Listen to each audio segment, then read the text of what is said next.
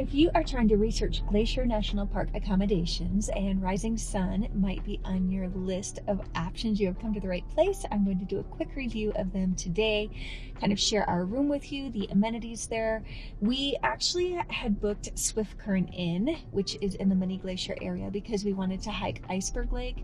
And then my husband hurt his back when we went to see my family in Michigan. And then I canceled it to postpone it by about 2 weeks, and I thought I rebooked Swift Current Inn, but as it turns out, I rebooked and we ended up at Rising Motor Inn. I was super disappointed at first. However, I did get 2 nights instead of 1, which was nice. So if you look for reservations and you can't get something, check back, because sometimes people do cancel.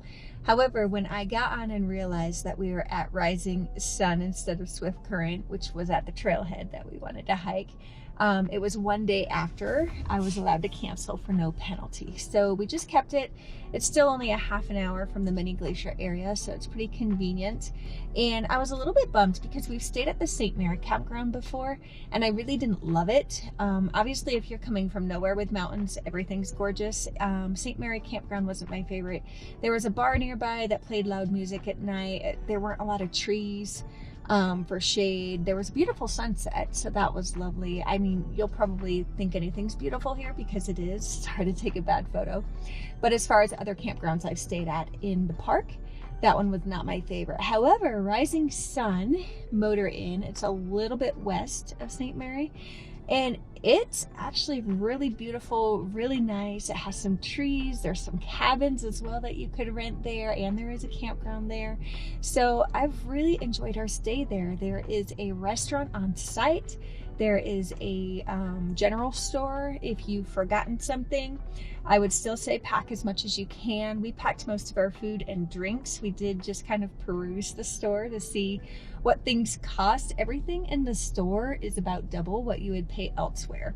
So just know that going in. I'll post this here. I think a box of Triscuits was about $8.75. Peanut butter was like $6.75 or something. A little sleeve of Oreos, I think, was $4 or $5. So you're going to pay a premium there, obviously, because we're in the park. However, the restaurant prices are super reasonable. I think they're actually a little bit less than what we pay at most restaurants in Kalispell, Montana, or Whitefish for sure. So that was kind of a pleasant surprise, and it's really good. And there's beautiful views out the windows as you're looking of the mountains. So it's been a really pleasant experience. I would highly recommend staying there. The only thing, you cannot cook in your room there or at Swift Current. I'm not sure why they have that as a rule, but there's $250 fine if you do. Also, there's no mini fridge or anything in the room. So as far as bringing food for hiking, we just did PB&Js. Another thing you could do is, I did on Rim to Rim with my sister.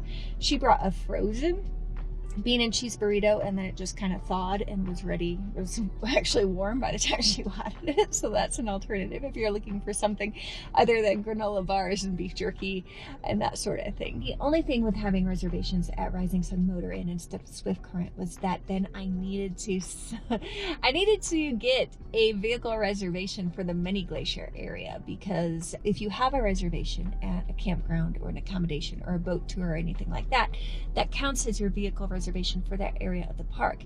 So since Rising Sun Motor Inn is more in that St. Mary area, my reservation for the accommodations didn't get me into Mini Glacier. So I just hopped on the day before. So that would have been Friday morning, because we were hiking Saturday at 8 a.m. They release a block. So I hopped on at 8 a.m., made sure I was able to secure one of those vehicle reservations. So just be aware of that if you do get accommodations in a different area of the park than you're planning to hike.